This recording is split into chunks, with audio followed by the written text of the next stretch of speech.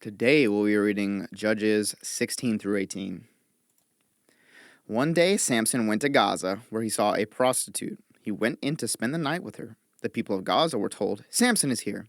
So they surrounded the place and lay in wait for him all night at the city gate. They made no move during the night, saying, "At dawn we'll kill him." But Samson lay there only until the middle of the night. Then he got up and took hold of the doors of the city gate, together with the two posts, and tore them loose, bar and all. He lifted them to his shoulders and carried them to the top of the hill that faces Hebron. Some time later, he fell in love with a woman in the valley of Sorek, whose name was Delilah. The rulers of the Philistines went to her and said, "See if you can lure him into showing you the secret of his great strength and how we can overpower him, so we may tie him up and subdue him. Each one of us will give you 1,100 shekels of silver." So Delilah said to Samson, "Tell me the secret of your great strength and how you can be tied up and subdued." Samson answered her, "If anyone ties me with 7 fresh bowstrings that have not been dried, I'll become as weak as any other man." Then the rulers of the Philistines brought her 7 fresh bowstrings that had not been dried, and she tied him with them. With men hidden in the room, she called to him, "Samson, the Philistines are upon you." But he snapped the bowstrings as easily as a piece of string snaps when it comes close to a flame. So the secret of his strength was not discovered. Then Delilah said to Samson, "You have made a fool of me. You lied to me. Come now, tell me how you can be tied." He said, "If anyone ties me securely with new ropes that have never been used, I'll become as weak as any other man." So Delilah took new ropes and tied him with them. Then, with men hidden in the room, she called to him, "Samson, the Philistines are upon you." But he snapped the ropes off his arms as if they were threads. Delilah then said to Samson, "All this time you've been making a fool of me and lying to me. Tell me how you can be tied." He replied, "If you weave the 7 braids of my head into the fabric on the loom and tighten it with the pin, I'll become as weak as any other man." So while he was sleeping, Delilah took the 7 braids of his head, wove them into the fabric, and tightened it with the pin. Again she called to him, "Samson, the Philistines are upon you." He awoke from his sleep and pulled up the pin and the loom with the fabric. Then she said to him, "How can you say, 'I love you,' when you won't confide in me? This is the 3rd time you have made a fool of me and haven't told me the secret of your great strength." With such nagging, she prodded him day after day until he was sick to death of it. So he told her everything. "No razor has ever been used on my head," he said, "because I have been a Nazirite dedicated to God from my mother's womb. If my head were shaved, my strength would leave me, and I would become as weak as any other man." When Delilah saw that he had told her everything, she sent word to the rulers of the Philistines, "Come back once more, he has told me everything." So the rulers of the Philistines returned with the silver in their hands. After putting him to sleep on her lap, she called for someone to shave off the 7 braids of his hair. So began to subdue him, and his strength left him. Then she called, "Samson, the Philistines are upon you." He awoke from his sleep and thought, "I'll go out as before and shake myself free." But he did not know that the Lord had left him. Then the Philistines seized him, gouged out his eyes, and took him down to Gaza, binding him with bronze shackles. They set him to grinding grain in the prison, but the hair on his head began to grow again after it had been shaved. Now the rulers of the Philistines assembled to offer a great sacrifice to Dagon, their god, and to celebrate, saying, "Our God has delivered Samson, our enemy, into our hands." When the people saw him, they praised their God, saying, "Our God has delivered our enemy into our hands, the one who laid waste our land and multiplied our slain." While they were in high spirits, they shouted, "Bring out Samson to entertain us." So they called Samson out of the prison, and he performed for them. When they stood him among the pillars, Samson said to the servant who held his hand, "Put me where I can feel the pillars that support the temple, so that I may lean against them." Now the temple was crowded with men and women. All the rulers of the Philistines were there, and on the roof were about 3,000 men and women watching Samson perform. Then Samson prayed to the Lord, "Sovereign Lord, remember me. Please, God, strengthen me just once more, and let me with one blow get revenge on the Philistines for my 2 eyes." Then Samson reached toward the 2 central pillars on which the temple stood, bracing himself against them, his right hand on the one and his left hand on the other. Samson said, "Let me die with the Philistines." Then he pushed with all his might, and down came the temple on the rulers and all the people in it. Thus he killed many more when he died than while he lived. Then his brothers and his father's whole family went down to get him. They brought him back and buried him between Zorah and Eshtaol in the tomb of Manoah, his father. He had led Israel 20 years. Now, a man named Micah from the hill country of Ephraim said to his mother, the 1,100 shekels of silver that were taken from you, and about which I heard you utter a curse. I have that silver with me. I took it.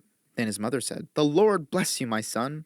Then he returned the 1,100 shekels of silver to his mother. She said, I solemnly consecrate my silver to the Lord for my son to make an image overlaid with silver. I will give it back to you. So after he returned the silver to his mother, she took 200 shekels of silver and gave them to a silversmith, who used them to make the idol, and it was put in Micah's house. Now this man, Micah, had a shrine, and he made an ephod and some household gods, and installed one of his sons as his priest. In those days, Israel had no king. Everyone did as they saw fit. A young Levite from Bethlehem in Judah, who had been living within the clan of Judah, left that town in search of some other place to stay.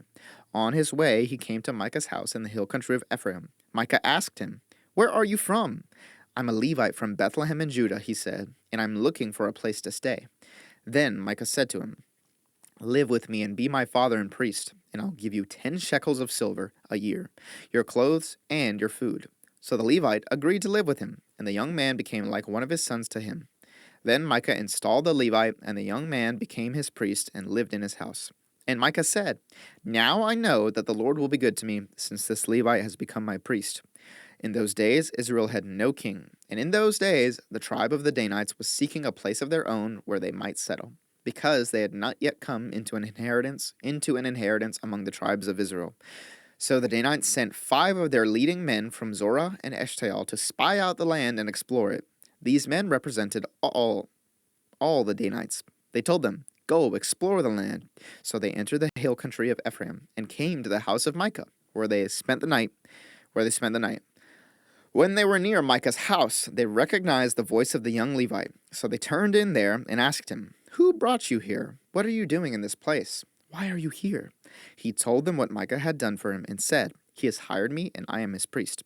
Then they said to him, Please inquire of God to learn whether our journey will be successful. The priest answered them, Go in peace. Your journey has the Lord's approval. So the 5 men left and came to Laish, where they saw that the people were living in safety, like the Sidonians, at peace and secure. And since their land lacked nothing, they were prosperous. Also, they lived a long way from the Sidonians and had no relationship with anyone else. When they returned to Zorah and Eshtaol, their fellow Danites asked them, How did you find things? They answered, Come on, let's attack them. We have seen the land, and it is very good. Aren't you going to do something? Don't hesitate to go there and take it over. When you get there, you will find an unsuspecting people and a spacious land that God has put into your hands, a land that lacks nothing whatever. Then 600 men of the Danites, armed for battle, set out from Zorah and Eshtaol. On their way, they set up camp near Kiriath Jearim in Judah. This is why the place west of Kiriath Jearim is called Mahanaden to this day. From there, they went on to the hill country of Ephraim and came to Micah's house. Then the 5 men who had spied out the land of Laish said to their fellow Danites, Do you know that one of these houses has an ephod, some household gods, and an image overlaid with silver? Now you know what to do. So they turned in there and went to the house of the young Levite at Micah's place and greeted him. The 600 Danites, armed for battle, stood at the entrance of the gate. The 5 men who had spied out the land went inside and took the idol, the ephod, and the household gods, while the priest and the 600 armed men stood at the entrance of the gate. When the 5 men went into Micah's house and took the idol, the ephod, and the household gods, the priest said to them, What are you doing? They answered him, Be quiet, don't say a word. Come with us and be our father and priest. Isn't it better that you serve a tribe and clan in Israel as priest rather than just one man's household?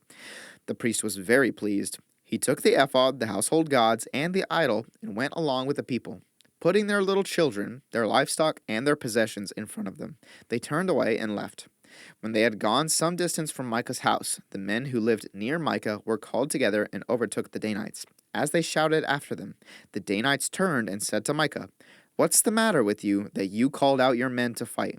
He replied, You took the gods I made and my priest and went away. What else do I have?